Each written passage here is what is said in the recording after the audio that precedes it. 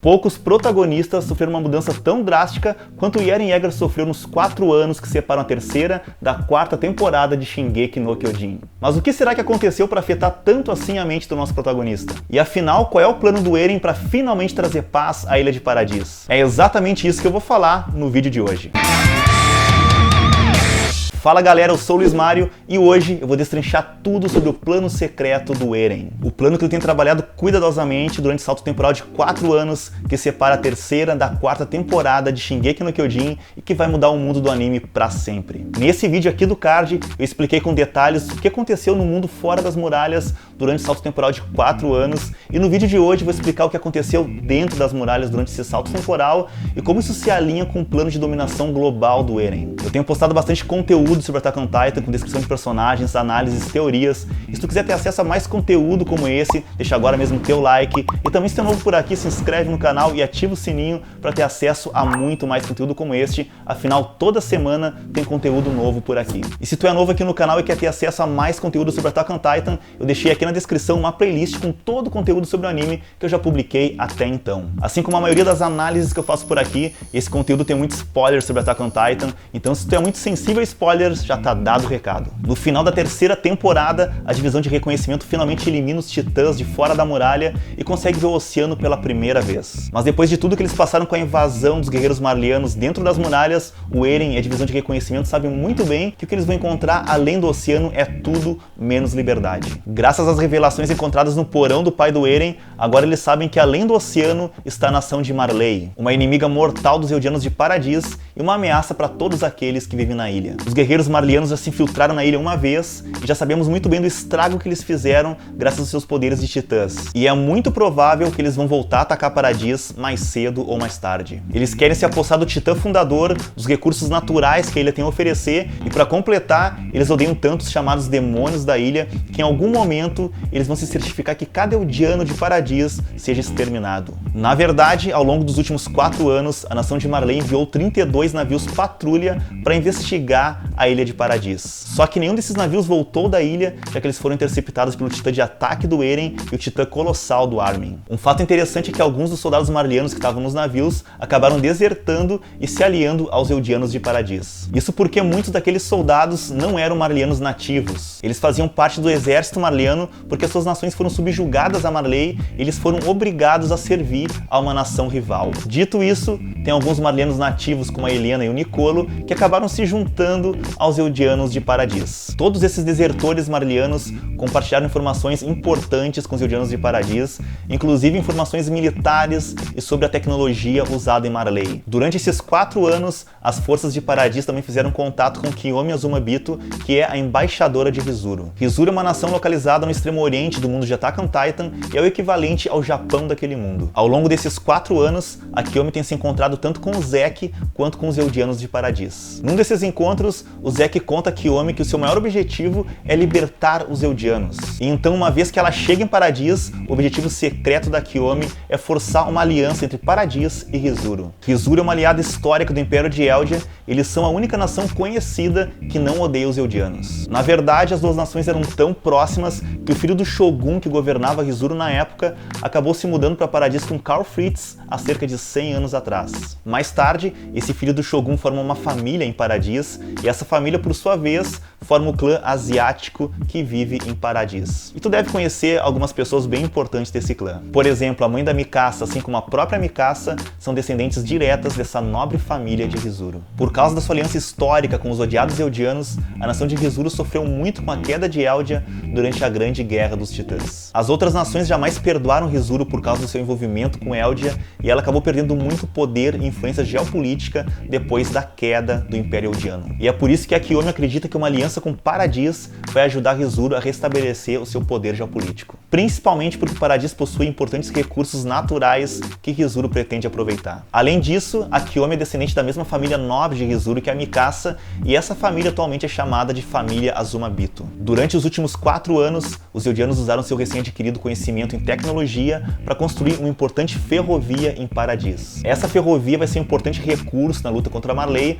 porque vai permitir que eles consigam dinamizar toda a logística, além de manter o melhor controle da costa da ilha e mover suas tropas com muito mais agilidade do que antes. Durante os últimos 4 anos, o Armin e os demais membros da divisão de reconhecimento têm tentado encontrar uma forma diplomática de acabar com o conflito com Marley. Eles querem encontrar uma solução que permita que Paradis, Marley e as outras nações beligerantes do globo possam coexistir pacificamente. Só que o Eren é muito cético em relação a isso, principalmente após Rizuru falhar em conseguir aliados para Paradis. E é por isso que o Eren está convencido que qualquer tentativa pacífica de resolver esse conflito vai falhar e vai levar à destruição de Paradis, assim como de todos os habitantes da ilha, principalmente os seus amigos mais próximos. Os argumentos do Eren são reforçados quando alguns membros da divisão de reconhecimento e o próprio Eren, inclusive, se infiltram em Marley secretamente com a tentativa de se encontrar com a Kiyomi e tentar forjar alianças com o continente. Durante essa visita, o Eren reconhece algumas coisas por causa das memórias que ele herdou através do titã de ataque do seu pai. Enquanto os demais membros da divisão de reconhecimento estão animados com as possibilidades que essa nova terra oferece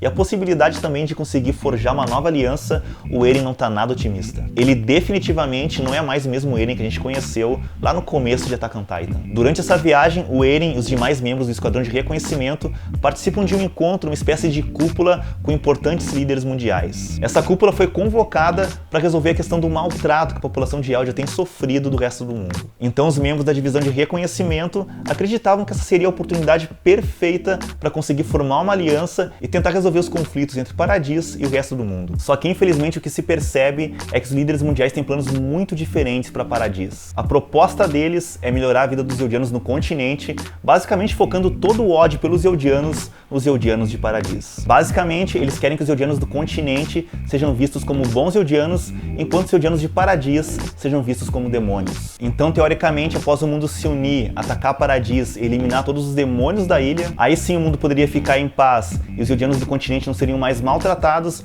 porque afinal a verdadeira ameaça já teria sido eliminada. Depois de ouvir esse absurdo, o Eren deixa o encontro com uma visão muito mais clara do que ele deve fazer daqui pra frente. Ele então se encontra secretamente com a Helena durante uma celebração no distrito de Trost, em Paradis. Durante esse encontro, a Helena tenta convencer o Eren a apoiar o plano do Zack. O plano do Zack é o chamado plano de eutanásia, que significa basicamente eliminar toda a raça eldiana usando o titã fundador para acabar com a sua capacidade de reprodução. O Zack acredita que pelo fato dos eldianos poderem se transformar em titãs, eles sempre serão perseguidos e considerados como demônios pelo resto do mundo. Como resultado, eles sempre serão odiados e o conflito nunca vai acabar. Resumindo bem a história, o Zack acredita que o mundo vai ser melhor se os eldianos simplesmente deixarem de existir. E ele acredita também que o método mais humano de fazer isso seria deixar que a atual geração de eldianos possa viver a sua vida em paz e as próximas gerações de eldianos simplesmente não venham mais a existir. Num primeiro momento, o Eren finge concordar com o plano do Zack, mas na verdade ele sempre foi contrário a esse tipo de estratégia. E isso é uma coisa que ele revela em segredo somente pro Floch. O Eren precisa da ajuda do Zack para poder acessar ao titã fundador, já que o Zack tem sangue real, mas o Eren jamais concordaria com essa ideia de simplesmente eliminar com os eldianos. O plano real do Eren é poder utilizar o titã fundador para poder acessar ao Estrondo, que no anime é chamado de O Rugido da Terra, que é um nome bem legal, por sinal, para poder assim eliminar o resto do mundo e finalmente ter uma vida pacífica para os eldianos de Paradis. Ele acredita que esse é o único jeito de salvar os habitantes da ilha de serem mortos pelos Marleyanos e pelo resto do mundo. Mesmo sabendo que esse plano deve matar milhões de inocentes que vivem além das muralhas, o Eren está convencido que esse plano deve ser executado e assim será. Ou ele destrói todo o resto do mundo agora, ou todos aqueles que ele ama e se preocupa vão ser destruídos pelas forças do continente. Muitas pessoas próximas do Eren, como Armin, a Mikasa e a Historia, não concordam com esse plano. Mas o Eren simplesmente desconsidera qualquer opinião que se oponha ao plano dele. Tanto é que ele está disposto de assumir toda a culpa pelos crimes que ele deve cometer ao executar esse plano. Ele inclusive considera utilizar o poder do Titã Fundador para apagar as memórias dos eldianos sobreviventes assim que o Rugido da Terra acontecer. Dessa forma, ninguém vai se sentir mal por causa das atrocidades que o Eren pretende submeter o resto do mundo. O Eren então volta a se infiltrar em Marley, dessa vez fingindo ser um soldado ferido durante a guerra com a Aliança do Oriente Médio. Com esse disfarce, ele consegue fazer contato com Zack e convencê-lo de que ele está realmente afim de apoiar o plano de eutanásia. Em contrapartida, o Zack concorda em apoiar o Eren para acabar com a família Tybur e também eliminar todo o alto comando do exército marleyano, que vai estar todo reunido em Libério numa festividade que deve promover uma nova invasão a Ilha de Paradis. Olha só a genialidade do Zack. No mesmo movimento, ele consegue reunir tanto a família Tybur quanto o alto comando do exército marliano para conseguir assim eliminar todos eles de uma vez só. Uma estratégia bem genial, diga-se de passagem, apesar de bem maquiavélica. Após essa batalha devastadora em Libério, o Zack viaja de volta para Paradis junto com Eren e a divisão de reconhecimento. A Range ficou muito indignada com Eren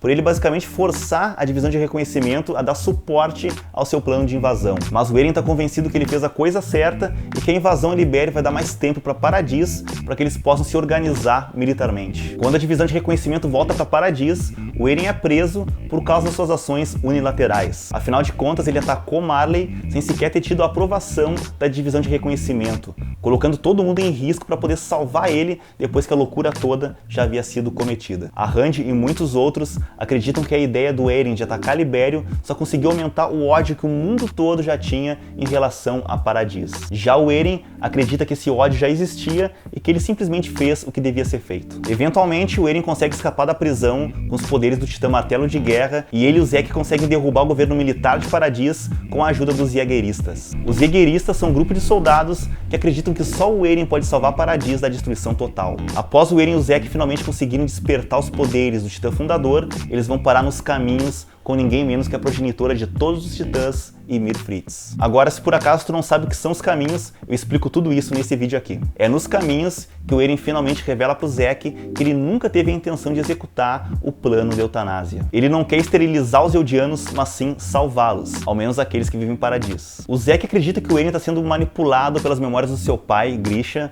mas na verdade o Eren sempre teve essa filosofia de que ele deveria tirar a liberdade de todo mundo que tentasse tirar a sua liberdade. O Eren explica que nos últimos 4 anos ele teve acesso a memórias do futuro. E não, ele não tá louco. Uma das habilidades do Titã de Ataque é permitir que os portadores possam ter acesso às memórias dos futuros portadores. O que explica o fato do Eren Kruger, o Coruja, saber da existência da Mikasa e do Armin muito tempo antes deles sequer existirem. Da mesma forma, o Eren foi capaz de acessar as memórias do seu pai dos tempos que ele ainda era o portador do Titã de Ataque. E isso significa que o Eren também teria acesso às memórias do futuro que o próprio Grisha havia visto, o que inclui as memórias do que o Eren faria no futuro. Parece meio confuso, meio Inception, meio Dark, mas na verdade é confuso mesmo. São essas memórias do futuro que têm guiado as ações do Eren nos últimos 4 anos. E é em parte por causa dessas memórias do futuro que o Eren acabou desistindo de procurar por uma solução pacífica dos conflitos. Ele sabia que o confronto era inevitável e decidiu que se morte, guerra e destruição deveriam acontecer, então que isso aconteça num mundo fora das muralhas e não dentro das muralhas às custas do povo de Paradis. O plano do Eren é convencer a progenitora Ymir Fritz a parar de obedecer às ordens da família real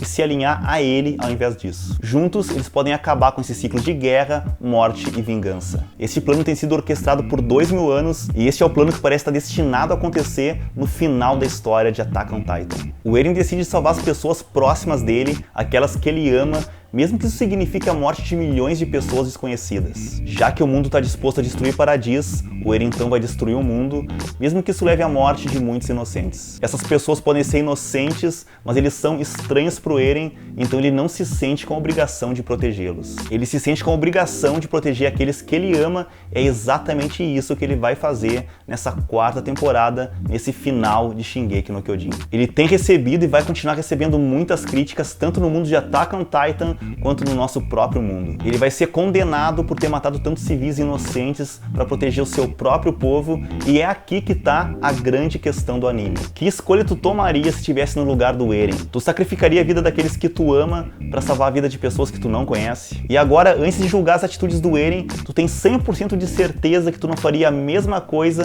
se estivesse no lugar dele? É essa complexidade filosófica que faz do Eren um dos personagens mais interessantes de todos os animes, se não da cultura pop como um todo. Se tu gostou desse vídeo, deixa agora mesmo teu like, e também se tu é novo por aqui, já se inscreve no canal e ativa o sininho para ter acesso a muito mais conteúdo como este. Muito obrigado por me acompanhar até aqui e eu te vejo, é claro, no próximo vídeo.